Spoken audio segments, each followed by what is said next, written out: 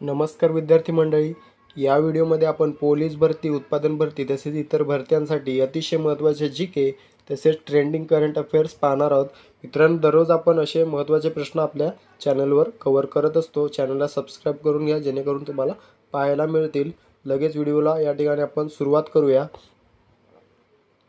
या ठिकाणी बघा, पहिला प्रश्न आहे बघा, FIH हॉकी विश्वचषक 2023 कोणत्या देशाने जिंकला? जर्मनी, इटली, बेल्जियम, फ्रान्स यापैकी कोणी जिंकलेला आहे? तर बघा, FIH हा जो हॉकी विश्वचषक आहे तो जर्मनी या देशाने जिंकलेला आहे. कोणाला हरवून जिंकलेला आहे? तर बेल्जियमला हरवून जिंकलेला आहे. म्हणजेच जर्मनी विजेता, बेल्जियम उपविजेता. लक्षात असू द्या, FIH हॉकी विश्वचषक कोणत्या देशात पार पडला जर विचारलं तर भारतामध्ये पार पडलेला आहे. कोणत्या? भारतामध्ये पार पडलेला आहे.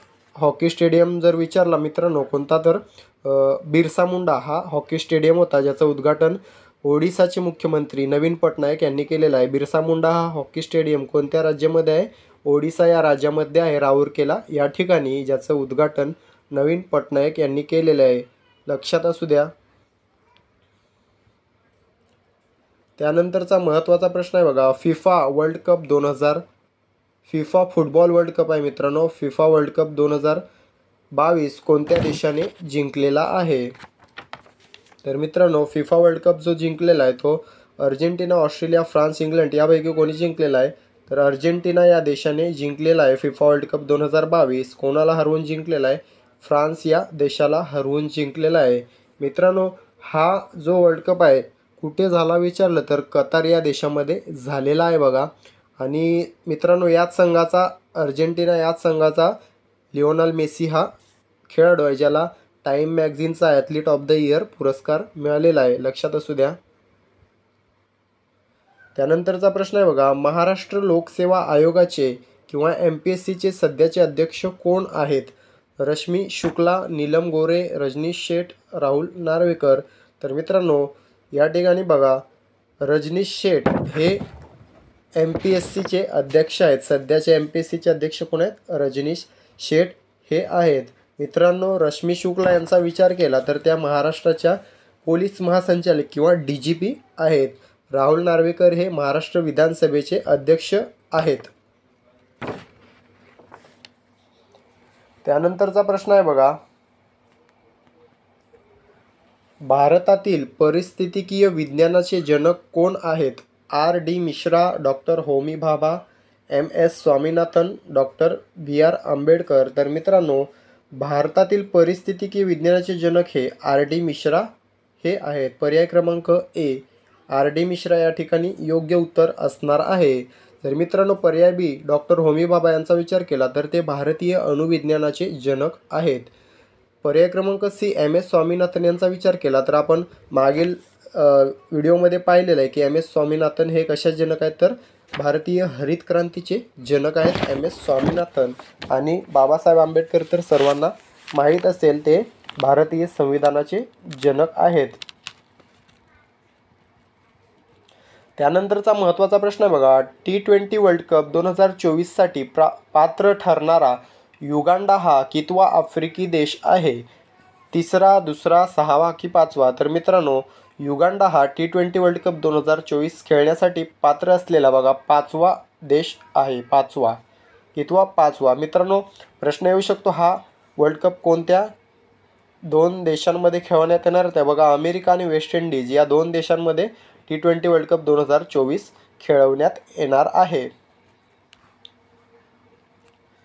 त्यानंतरचा बघा प्रश्न आहे, मुघल सम्राट अकबराच्या दरबारातील प्रसिद्ध संगीतकार तानसेन याचे मूळ नाव काय होते? राम यादव, रामतनू पांडे, मकरंद पांडे, रामदास. तर मित्रांनो, मुघल सम्राट अकबराच्या दरबारात जो काही संगीतकार होता तानसेन, त्याचं मूळ नाव बघा रामतनू पांडे असं होतं. प्रश्न विचारला जाऊ शकतो मित्रांनो, रामतनू पांडे हा कोणत्या मुघल सम्राटाच्या दरबारातील संगीतकार होता? तर बघा, मुघल सम्राट अकबराच्या दरबारातील संगीतकार होता. प्रश्न फिरवून विचारला जाऊ शकतो. त्यानंतरचा प्रश्न आहे बघा, हम्पी हे विजयनगर साम्राज्य राजधानीचे शहर कोणत्या नदीकाठी वसलेले आहे? हम्पी हे विजयनगर साम्राज्याच्या राजधानीचे शहर कोणत्या नदीकाठी वसलेले आहे? तर बघा, महानदी, महानंदा, ब्रह्मपुत्रा की तुंगभद्रा? तर मित्रांनो, हम्पी हे जे शहर आहे ते तुंगभद्रा या नदीकाठी वसलेले आहे. पर्याय क्रमांक डी, तुंगभद्रा या ठिकाणी आपलं योग्य उत्तर असणार आहे. त्यानंतरचा प्रश्न आहे बघा, कुचिपुडी हा कोणत्या राज्याचा कला प्रकार आहे? केरळ, तमिळनाडू, कर्नाटक की आंध्र प्रदेश? तर मित्रांनो, कुचिपुडी हा जो कला प्रकार आहे तो आंध्र प्रदेश या राज्याचा आहे. पर्याय क्रमांक डी, आंध्र प्रदेश योग्य उत्तर असणार आहे. मित्रांनो, उत्तरे कमेंट करत चला, जेणेकरून तुमची रिव्हिजन होत राहील. त्यानंतरचा प्रश्न आहे बघा, भूकंप लहरींचे साधारणतः किती प्रकार पडतात? 2, 3, 4 की 5? तर मित्रांनो, भूकंप लहरींचे साधारणतः बघा 3 प्रकार पडतात. पर्याय क्रमांक बी, 3 या ठिकाणी योग्य उत्तर असणार आहे. कोणते असतात ते प्रकार? तर बघा, प्राथमिक लहरी, दुय्यम लहरी आणि भूपृष्ठ लहरी. प्राथमिक, दुय्यम आणि भूपृष्ठ असे 3 प्रकार पडतात. त्यानंतरचा प्रश्न आहे, राष्ट्रांची संपत्ती हे पुस्तक खालीलपैकी कोणी लिहिलेले आहे? Adam Smith, Amartya Sen, Dadabhai Naoroji, doctor Babasaheb Ambedkar? तर मित्रांनो, राष्ट्रांची संपत्ती हे जे पुस्तक आहे ते ॲडम स्मिथ, पर्याय क्रमांक ए, ॲडम स्मिथ यांनी लिहिलेले आहे. मित्रांनो, राष्ट्रांची संपत्ती याच पुस्तकाला वेल्थ ऑफ नेशन्स असं देखील म्हटलं जातं. जर प्रश्नामध्ये वेल्थ ऑफ नेशन्स असं जर विचारलं तरी ॲडम स्मिथ आपलं उत्तर असणार आहे. मित्रांनो, यांना अर्थशास्त्राचे जनक असे म्हटले जाते. ॲडम स्मिथ यांना अर्थशास्त्राचे जनक असे म्हटले जाते. हा जो राष्ट्रांची संपत्ती हा जो ग्रंथ आहे तो बघा 1776ला प्रकाशित झालेला आहे. कधी विचारलं तर 1776 आपलं योग्य उत्तर असणार आहे. त्यानंतर बघा, अतिशय महत्त्वाचा प्रश्न, 2022चा महाराष्ट्र भूषण पुरस्कार कोणास प्राप्त झाला? दत्तात्रेय नारायण धर्माधिकारी, पुरुषोत्तम देशपांडे, आशा भोसले, लता मंगेशकर? तर मित्रांनो, या ठिकाणी 2022चा महाराष्ट्र भूषण हा जो पुरस्कार आहे तो दत्तात्रेय नारायण धर्माधिकारी उर्फ आप्पासाहेब धर्माधिकारी यांना मिळालेला आहे. मित्रांनो, ऑप्शनला आप्पासाहेब धर्माधिकारी असलं तरी तेच उत्तर असणार आहे.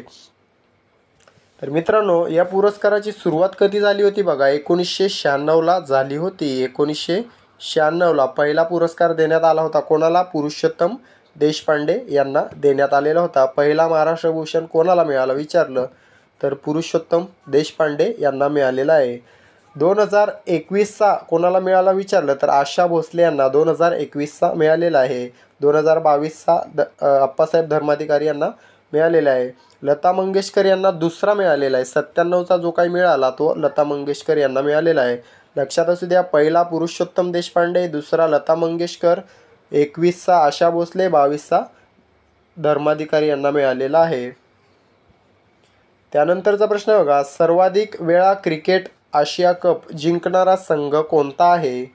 श्रीलंका, पाकिस्तान, बांगलादेश, भारत? तर मित्रांनो, सर्वाधिक वेळा क्रिकेट आशिया कप जिंकणारा संघ हा भारत आहे. पर्याय क्रमांक डी, भारत हे योग्य उत्तर असणार आहे. किती वेळा जिंकलेला आहे तर एकूण 8 वेळा भारत आशिया कप जिंकलेला आहे, जो सर्वाधिक वेळा आहे.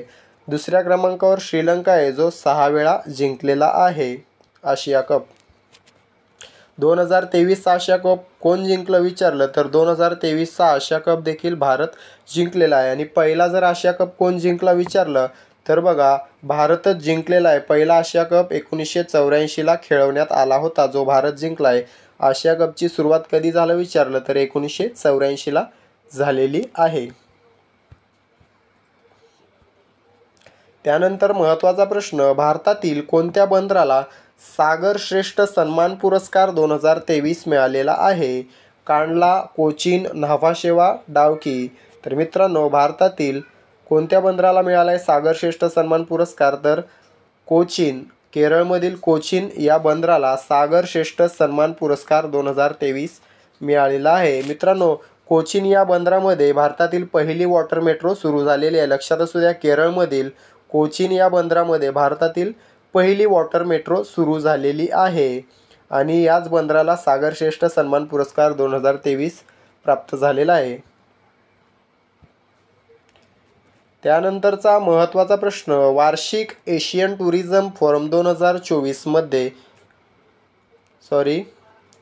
वार्षिक एशियन टुरिझम फोरम 2024 मध्ये कोणत्या ठिकाणी पार पडणार आहे? Laos, Italy, France, Bharat. तर मित्रांनो, हे जे फोरम आहे टुरिझम फोरम ते लाओस या देशामध्ये पार पडणार आहे 2024ला. लक्षात असू द्या. सर्व प्रश्न आपण अतिशय ट्रेंडिंग आणि अतिशय महत्त्वाचे कव्हर करत असतो, म्हणून चॅनलला सबस्क्राईब करून घ्या. त्यानंतरचा प्रश्न आहे बघा, भारताचा 84वा ग्रँडमास्टर कोण बनला आहे? विश्वनाथन आनंद, उप्पाला प्रणित, आदित्य सामंत, वैशाली रमेश बाबू. मित्रांनो, भारताचा 84वा ग्रँडमास्टर ही वैशाली रमेश बाबू बनलेली आहे. वैशाली रमेश बाबू, पर्याय डी योग्य उत्तर असणार आहे. मित्रांनो, जर पहिला भारताचा ग्रँडमास्टर विचारला तर बघा, पहिला आहे विश्वनाथन आनंद, जो भारताचा पहिला ग्रँडमास्टर आहे. दुसरा या ठिकाणी 82वा विचारला तर उप्पाला प्रणित हा भारताचा 82वा ग्रँडमास्टर आहे. आदित्य सामंत हा 83वा ग्रँडमास्टर आहे आणि वैशाली रमेश बाबू 84वी ग्रँडमास्टर. लक्षात असू द्या, ग्रँडमास्टर ही बुद्धिबळ या खेळाशी संबंधित संज्ञा आहे. त्यानंतरचा प्रश्न आहे, भारतातील पहिले डिजिटल सायन्स पार्क कोठे सुरू होणार आहे? केरळ, तमिळनाडू, कर्नाटक, आंध्र प्रदेश. तर मित्रांनो, भारतातील पहिले डिजिटल सायन्स पार्क हे केरळ या राज्यामध्ये सुरू होणार आहे. पर्याय क्रमांक ए, केरळ हे आपले या ठिकाणी योग्य उत्तर असणार आहे. मित्रांनो, केरळचे मुख्यमंत्री कोण आहेत सध्या, हे तुम्ही मला कमेंट करून सांगायचं आहे. केरळचे मुख्यमंत्री सध्या कोण आहेत? कमेंट करून सांगा. व्हिडिओला लाईक करा, शेअर करा, चॅनलला सबस्क्राईब करून घ्या, जेणेकरून तुम्हाला दररोजचे व्हिडिओ पाहायला मिळतील. भेटूया पुढील व्हिडिओमध्ये. तोपर्यंत तुमचा अभ्यास चालू राहू द्या. धन्यवाद.